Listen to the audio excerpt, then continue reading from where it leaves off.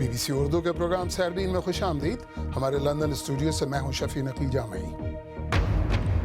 تیل کی قیمتوں میں کمی سے مشکل میں پڑے خلیجی ممالک سے پاکستان میں آتا زر مبادلہ کم ہوا تو پاکستان کے پاس کوئی متبادل ہے یا نہیں؟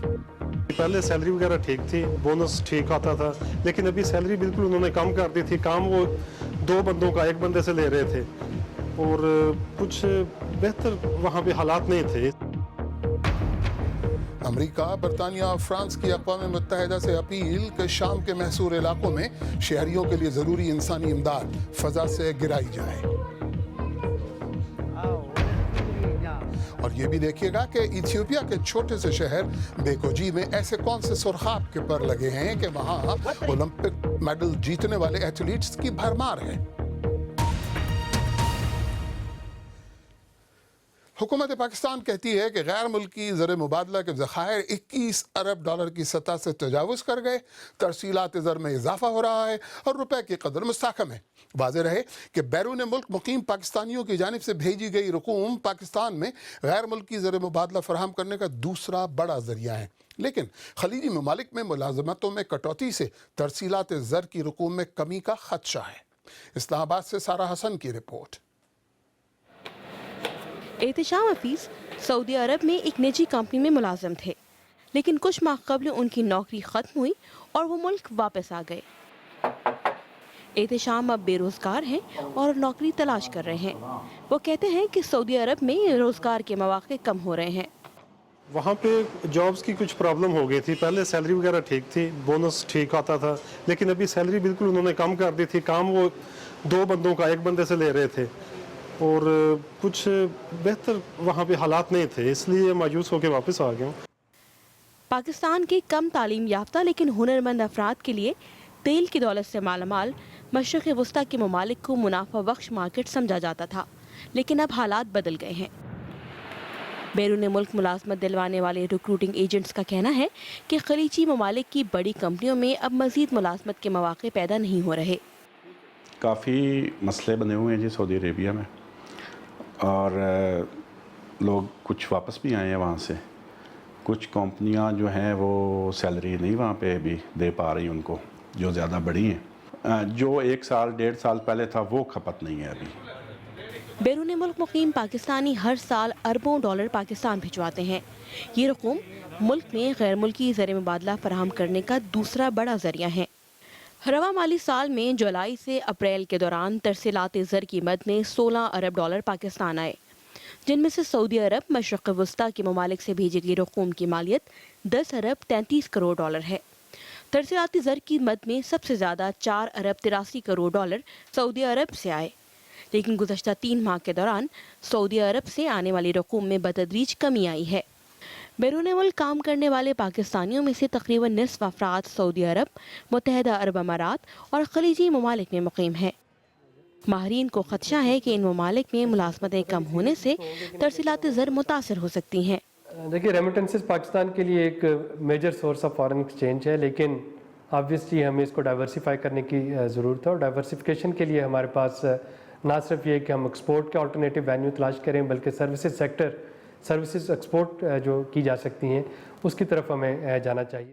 اسٹیٹ بینک نے خبردار کیا ہے کہ ترسیلات زر میں کمی سے ملکی معیشت متاثر ہو سکتی ہے. ماہرین کا کہنا ہے کہ غیر ملکی زر مبادلہ کے لیے ترسیلات زر پر انحصار کرنے کے بجائے علاقائی تجارت اور برآمدات کو فروغ دینا ہوگا. سارہ حسن، BBC نیوز، اسلام آباد. اور اسی موضوع پر مزید بات کرنے کے لیے ہمارے پاس اس وقت اسلام آباد سے براہ راست تشریف لا رہے ہیں ماہر اقتصادیات ڈاکٹر قیصر بنگالی. ڈاکٹر قیصر بنگالی، سربین میں خوش آمدید. پہلا سوال، خلیجی ملکوں کی معیشتوں کے ڈاواڈول ہونے سے پاکستان آنے والا فارن ایکسچینج کم ہوگا، یہ خدشہ کتنا حقیقی ہے اور یہ خطرہ کتنا بڑا ہے پاکستانی معیشت کے لیے؟ جی، یہ ضرور یہ خطرہ ہے. ان کے جو معاشی مسائل بھی ہیں اور سیاسی بحران کے شکار بھی ہو سکتے ہیں اس کی وجہ سے. تو 2 اثرات ہوں گے پاکستان پہ. ایک تو زر مبادلہ کے جو ذریعہ ہے وہ خشک ہونے کا خطرہ ہے، اور دوسرا جب وہاں سے وہ مزدور واپس آئیں گے تو ان کو یہاں پر روزگار دینے کا اور ان کو کھپت की भी एक मसला रहेगा। अभी बेरोज़गारी मुल्क में है, अगर ये लोग भी आ गए तो बेरोज़गारी में इजाफ़ा होगा। तो पाकिस्तान क्या करे इस कभी का मुकाबला करने के लिए डॉक्टर साहब? जो इन्हिसार है रेमिटेंस के ऊपर, उसको हम उस पर नज़रसानी करें और ज़र मुबादला मज़ीद कमाना, एक्सपोर्ट्स को बढ़ाना तो फौरी तौर पर नहीं हो सकता है, लेकिन हम अपनी इंपोर्ट्स कम कर सकते हैं। और इस वक्त जो पॉलिसीज़ हैं वो इसके बरक्स है। हम जितनी भी बिजली के मंसूबे बना रहे हैं वो इंपोर्टेड गैस और इंपोर्टेड कोयले पे बना रहे हैं, तो हम अपनी जो ज़र मुबादला की ज़रूरियात है बढ़ा रहे हैं। हमें मनसूबा बंदी कुछ ऐसे करनी है कि ज़र मुबादला की हमारी ज़रूरियात कम हो। तो क्या ज़र मुबादला कमाने के मौक़े पैदा किए जा सकते हैं इसके अलावा डॉक्टर साहब? किए जा सकते हैं, लेकिन उसमें वक्त लगता है, चूँकि वो इंडस्ट्रियल सेक्टर को डेवलप करना और एक्सपोर्ट क्वालिटी प्रोडक्ट बनाना, एक्सपोर्ट मार्केट्स को ढूंढना, ये फौरी तौर पे नहीं हो पाएगा। लेकिन इंपोर्ट्स में कमी कुछ ज़्यादा जल्दी हम उसमें नताइज हासिल कर सकते हैं। लेकिन डॉक्टर कैसर बंगाली, एक ये भी तो होगा ना उन मज़दूरों का कि अगर बादल नाखास्ता वो वापस आते हैं तो उनको मुल्क में खपाने की गुंजाइश है, उनको मुलाजमत रोज़गार मिल जाएगा? मुश्किल होगा, इसलिए कि इस वक्त भी बेरोज़गारी है ना। अगर ऐसा होता कि बेरोज़गारी नहीं है तो कुछ थोड़ा बहुत इजाफ़ा करके हम हासिल कर सकते थे। तो इसीलिए एक मईशत का ढांचा बदलना पड़ेगा। लेबर इंटेंसिव इंडस्ट्रीज़ जो हैं, उन सेक्टर, वो शोबे जहाँ पर मज़दूर की ज़्यादा ज़रूरत होती है, मशीनें कम इस्तेमाल होती है, हमें उसको फ़रोग़ देना होगा और वो अभी शुरू करना पड़ेगा। माहिर इक़्तिसादियात डॉक्टर कैसर बंगाली, बहुत बहुत शुक्रिया। और अब एक नज़र चुनिंदा आलमी ख़बरों पर भी। अमरीका, फ्रांस और बरतानिया ने अक़वाम मुत्तहिदा से शाम के महसूर इलाक़ों में फ़ज़ा से इमदादी अशिया गिराने का मुतालबा किया है, क्योंकि शामी हुकूमत ने वसी पैमाने पर इमदाद की तक़सीम के लिए मुक़र्रर करदा 1 जून की डेडलाइन का एहतराम नहीं किया। 4 साल से शामी फ़ौज के हाथों महसूर दारुल हुकूमत दमिश्क के नवाही इलाके दारिया की हालत इंतहाई ख़स्ता है। दमिश्क से टॉम डॉन्किन की रिपोर्ट, ज़ियाद ज़फ़र की ज़बानी। ये दारिया है। दमिश्क से सिर्फ 25 मिनट के फासले पर यह तबाहशुदा कस्बा 4 साल से शामी फ़ौज के हाथों महसूर है। सन 2012 से यहाँ कोई खुराक या इमदाद नहीं पहुँचाई जा सकी, लेकिन अब पहली मरतबा दारिया का बाहर की दुनिया से राब्ता बहाल हुआ है। ये ट्रक्स अद्वियात, बच्चों का दूध और वैक्सीन्स ला रहे हैं, लेकिन इन्हें खुराक पहुँचाने की इजाज़त नहीं दी गई।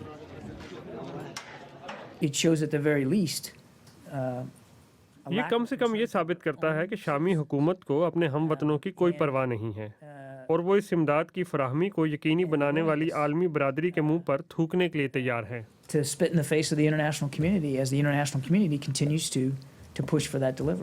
दारिया में महसूर 4000 अफराद खुराक की कमी का शिकार हैं। एक समाजी कारकुन के मुताबिक इस वीडियो में एक फैमिली का एक दिन का राशन दिखाया गया है। इस दूसरी वीडियो में बच्चों को मिट्टी और फूल पत्तियों से केक्स बनाते हुए दिखाया गया है। यहाँ बिजली की फरहमी 3 साल से मुअत्तल है, लेकिन ऐसे हालात शाम में बेमिसाल नहीं हैं। पड़ोसी कस्बे मदिया में रिकॉर्ड किए जाने वाले भूख के ऐसे मनाजिर ने अक़वाम मुत्तहिदा पर फ़िज़ा से इमदादी सामान गिराने के दबाव में इजाफ़ा किया है।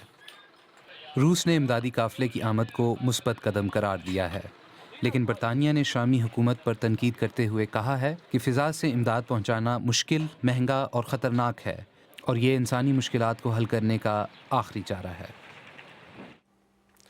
शाम के महसूर इलाकों में फ़ज़ा से इमदाद पहुँचाने की यूरोपी मुतालबे पर यह थी दमिश्क से नामनिगार टॉम डॉन्किन की रिपोर्ट। फ्रांस और जर्मनी में शदीद बारिशों के बाद सैलाब के खदशात जाहिर किए जा रहे हैं। अब तक की बारिशों में 5 अफराद पहले ही हलाक हो चुके हैं। जनूबी जर्मनी में 4 अफराद के डूबने की खबर है, जबकि वस्ती फ्रांस में सैलाब से मुतासरा एक घर से एक उम्र रसीदा खातून की लाश मिली है। लीबिया में हुकूमती फोर्सेस ने नाम नहाद दौलत इस्लामिया के कब्जे वाले सिरत शहर के मुजाफात में एक अहम बिजली घर का कंट्रोल हासिल कर लिया है। इत्तलात के मुताबिक दौलत इस्लामिया के कब्जे वाले इस शहर से 80,000 से ज़्यादा लोग नकल मकानी कर चुके हैं। गुज़िश्ता साल एल साल्वाडोर के एक अस्पताल में अपना बच्चा तब्दील हो जाने के बाद एक बरतानवी शहरी और उनकी अहलिया को अपने कामयाब DNA टेस्ट के बाद अपने असली बेटे मोजेस के साथ बिलाखिर अमेरिका जाने की इजाज़त दे दी गई है। दोनों बच्चे अपने हकीकी वालिदैन के हवाले कर दिए गए हैं।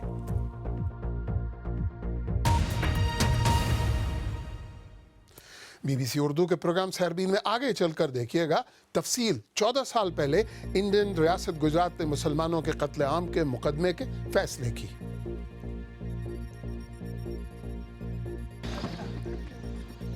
और आपको ओलंपिक एथलीट्स पैदा करने के लिए मशहूर इथियोपियन शहर बेकोजी भी ले चलेंगे।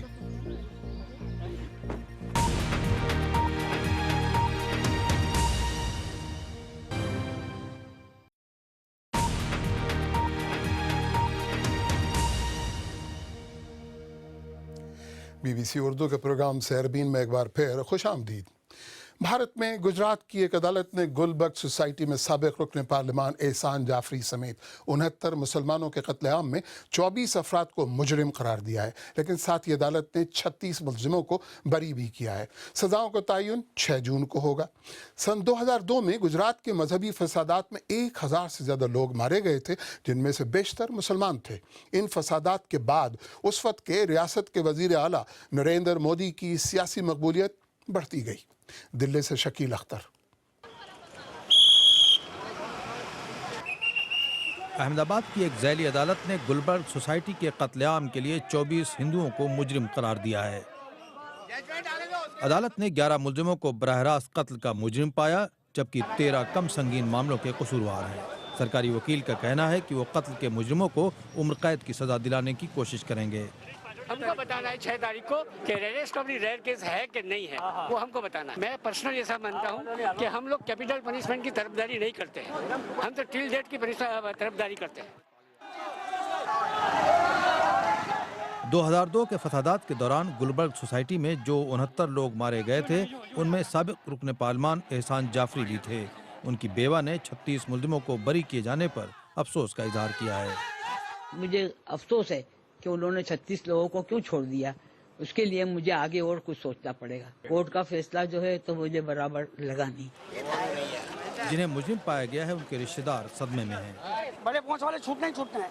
हर तरह से उनकी अप्रोच होती है, हर तरह से पहुंच होती है। ये झाड़ू पोता करने वाले, ऑटो कराने वाले, उनके पास कहाँ पहुंच होती है। फिर इधर हम आए तो इधर सब लाशें पड़ी थी जलेली, फिर इधर बारी के पास औरतें। अहमदाबाद की गुलबर्ग रिहायशी सोसाइटी का वाकया गोधरा में फरवरी 2002 में अयोध्या से लौटने वाले 59 हिंदू ज़ायरीन को एक ट्रेन के डिब्बे में जिंदा जलाकर हलाक किए जाने के बाद पेश आया था। इस वाक़े के बाद पूरे गुजरात में मुसलमानों के खिलाफ फसादात फूट पड़े थे। सिविल सोसाइटी ने अदालत के फैसले का खैर मकदम किया है, लेकिन साथ ही तशवीश भी जाहिर की है। सेटिस्फाइड तो जाहिर है कि इस जजमेंट से नहीं है, तो इसको हम ये ज़रूर कह सकते हैं कि आधा जजमेंट है, कन्विक्शन है, इसको हम वेलकम करते हैं। उसमें बहुत सारे लोगों को छोड़ा गया है, उसके लिए दोबारा अपील की ज़रूरत है। लड़ाई जारी रहेगी, लड़ते रहेंगे। सिविल सोसाइटी और मुतासरीन ने उस वक्त गुजरात के वज़ीर आला नरेंद्र मोदी पर दानिस्ता तौर पर फसादात न रोकने का इल्ज़ाम आयद किया था। Excellently, they try to save the life of the people, they try to save the property, the गुंडाइज़म, the people. फसादात के बाद मोदी की सियासी मकबूलियत बढ़ती गई और वो 3 बार वज़ीर आला मुंतखब हुए और अब वो मुल्क के वज़ीर आज़म हैं, लेकिन गुजरात के फसादात अब भी उनका पीछा कर रहे हैं। Shakeel Akhtar, BBC news, Delhi. और 14 साल बाद गुजरात के फसादात के इस एक मुकदमे के फैसले पर हमारे सोशल मीडिया के सफ़ात पर भी बहस जारी है। रोहित दत्त कंवर दिल्ली से कहते हैं मुजरिम होता है, उसको सज़ा ज़रूर मिलनी चाहिए, चाहे वह मुसलमान हो या हिंदू। तो शहजाद बंगाल से कहते हैं कि डरने की ज़रूरत नहीं है, दंगइयों तुम्हारे ही दल का रुकन आज वज़ीर आज़म है। NIA की तफ्तीश के बाद ये भी बरी हो जाएंगे, किसी को सज़ा नहीं मिलेगी। नायान देव भावनगर से कहते हैं हर एक्शन का रिएक्शन होता है। अगर साबरमती ट्रेन नहीं जलाई गई होती तो ये गुलबर्ग भी ना जला होता। और भाई यूपी का इलेक्शन आ रहा है, मोदी को वोट लेने के लिए कुछ तो करना पड़ेगा ना। ललित शर्मा ने दिल्ली से कहा कि हमारे मुल्क में पुलिस में असलाहत की ज़रूरत है और कानून के निफाज का नहीं होता। इन दोनों चीज़ों को ठीक कर लें तो ऐसे वाक़यात नहीं होंगे। آئیے چلتے ہیں ایتھیوپیا کے ایک چھوٹے سے شہر بیکوجی، جہاں دنیا کے کئی بہترین ایتھلیٹس نے جنم لیا ہے۔ تقریباً 20,000 کی آبادی والے اس شہر کا ترہ امتیاز یہ ہے کہ یہاں کے ایتھلیٹس اب تک 16 اولمپک گولڈ میڈلز جیت چکے ہیں۔ آخر اس شہر کی مٹی میں ایسی کیا خاص بات ہے؟ ایمینوئل ایگونزا کی رپورٹ، کاشف قمر کی زبانی۔ یہ بیکوجی کے نوجوان ایتھلیٹس کی نئی کھیپ ہے جو کوچ سنتیو ایشیتو کی نگرانی میں ٹریننگ لے رہے ہیں۔ کوچ سنتیو کے شاگردوں میں 4 اولمپک گولڈ میڈلسٹ شامل ہیں۔ آج انہوں نے مجھے ٹریننگ میں حصہ لینے کے لیے مدعو کیا ہے۔ یہ لوگ ہفتے میں 3 بار اس جنگل میں جمع ہوتے ہیں جہاں ٹیرونش ڈی بابا جیسے ایتھلیٹس بھی ٹریننگ کر چکے ہیں۔ ان کی ٹریننگ کافی سخت ہوتی ہے جو 1.5 گھنٹے جاری رہتی ہے۔ ان میں سے کچھ لڑکیوں کی عمر صرف 11 یا 12 سال ہے، لیکن آپ دیکھ سکتے ہیں کہ ان کا فٹنس لیول کتنا زیادہ ہے۔ یہ صبح سے اب تک 5 بار اس ڈھلان پر اوپر نیچے جا چکی ہیں اور میں تو بمشکل ان کا ساتھ دے پا رہا ہوں۔ کوچ سنتیو کہتے ہیں کہ بیکوجی کے ایتھلیٹس کی کامیابی کا راز بیکوجی کا سطح سمندر سے 2800 میٹر بلندی پر واقع ہونا ہے۔ یہاں کی سخت جان ٹریننگ سے ایتھلیٹس میں طاقت اور نظم پیدا ہوتا ہے۔ کوچ کو اس گروپ پر کافی اعتماد ہے، خاص طور پر لڑکیوں پر۔ ہم چاہتے ہیں کہ یہ بہترین ایتھلیٹ بنیں اور عالمی مقابلوں میں اپنے ملک کی نمائندگی کریں۔ ہم پہلے انہیں کلبز میں داخل کرائیں گے۔ اگر ان کی کارکردگی اچھی رہی تو قومی مقابلوں میں اور اس کے بعد عالمی مقابلوں میں حصہ لیں گی۔ یوں سمجھیے کہ یہ جگہ ان کے اس سفر کا آغاز ہے۔ یہاں کی ٹریننگ کا مقصد صرف گولڈ میڈل حاصل کرنا نہیں ہے۔ کوچ سنتیو ایک اسکالرشپ پروگرام کا بھی حصہ ہیں جس کے ذریعے خواتین ایتھلیٹس کو اعلیٰ تعلیم حاصل کرنے میں مدد دی جاتی ہے۔ میں 7ویں جماعت میں تھی جب میں نے دوڑنا شروع کیا۔ اسکول کے بعد میں نے اس کیمپ میں ٹریننگ شروع کی۔ ٹریننگ مکمل ہونے پر میں نے مینیجر سے کہا کہ میں ان کے ساتھ مل کر عالمی مقابلوں میں اپنے ملک کی نمائندگی کرنا چاہتی ہوں۔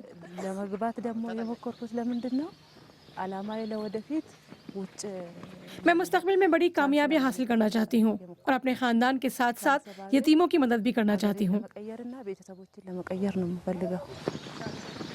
کوچ سنتیو کہتے ہیں کہ یہاں پر سب پروفیشنل ایتھلیٹ نہیں بن سکتے، لیکن بیکوجی کو دیکھ کر یہ احساس ضرور ہوتا ہے کہ کھیلوں کا کسی بھی کمیونٹی پر کتنا مثبت اثر ہوتا ہے۔ اسی کے ساتھ سیربین اختتام کو پہنچا۔ مجھے پوری ٹیم سمیت اجازت دیجیے۔ خدا حافظ۔